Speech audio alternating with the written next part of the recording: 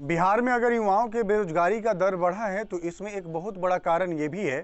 कि बिहार में जो यूनिवर्सिटियां हैं उनकी हालात कुछ ये हैं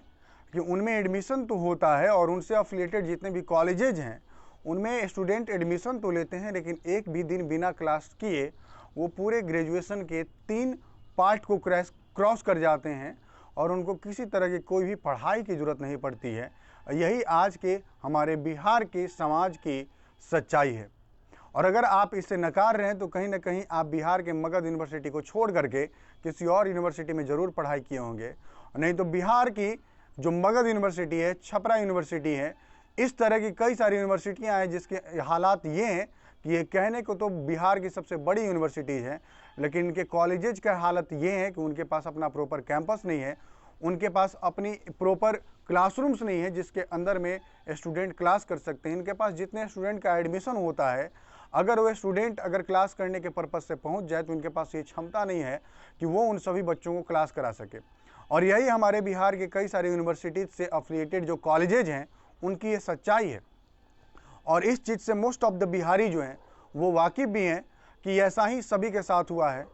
मेरा मानना है और ये एक सच्चाई भी है कि अगर इस टेक्नोलॉजी वाली दुनिया में अगर कोई भी एक इंसान एक प्रॉपर सब्जेक्ट के साथ ग्रेजुएट हो जाता है तो वो बेरोजगार नहीं हो सकता है, उसके पास कोई ना कोई अपना प्राइवेट क्रिएटिविटी आ सकता है जिसकी मदद से वो जॉब पालेगा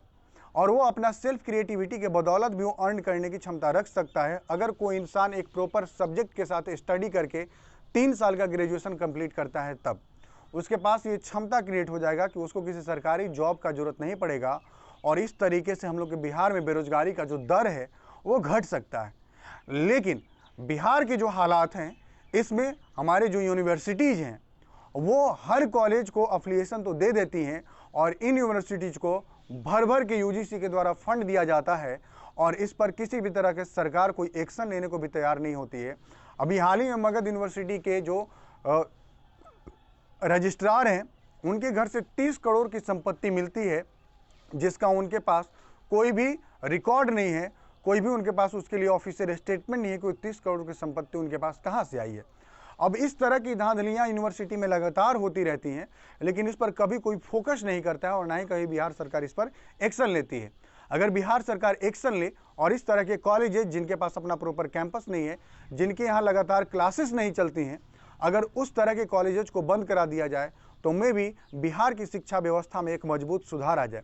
बिहार की शिक्षा व्यवस्था को बिगाड़ने में अगर आप नीतीश कुमार को दोषी मानते हैं तो कहीं ना कहीं आप बहुत गलत हैं। आपको बिहार की शिक्षा व्यवस्था को बिगाड़ने में सबसे पहली हाथ जनता की है, जिसके हर गांव में स्कूल है लेकिन उसके स्कूल में बच्चे पढ़ने नहीं जाते हैं, बल्कि वो अपने प्राइवेट स्कूल में बच्चों को भेजते हैं जहां पर वो फीस देकर पढ़ाते हैं। वही अगर सभी गार्जियन, एक गांव में लगभग संख्या 100 से 150 घर होता है, अगर 100 से 150 घर के गार्जियन अगर निकल जाते हैं तो उन सरकारी स्कूलों में पढ़ाई प्रॉपर तरीके से होने लगेगी। लेकिन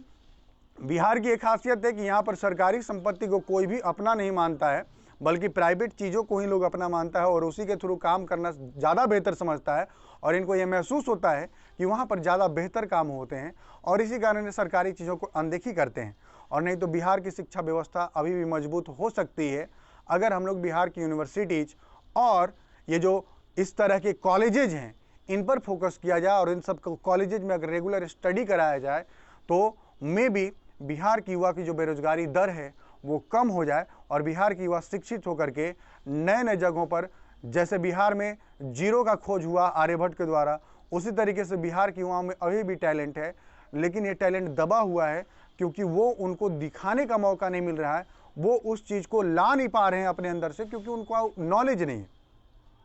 एक जादूगर तब तक जादू नहीं दिखा सकता है जब तक वो जादू सीख ना ले। इसी तरीके से एक युवा अपनी क्षमता को तब तक प्रदर्शित ना कर सके जब तक उसको प्रदर्शन करने का तरीका मालूम ना हो, और वही हालत हमारे बिहार की युवाओं के साथ है। और इन सब चीज़ों पर सरकार को एक बार ज़रूर एक्शन लेना चाहिए। धन्यवाद।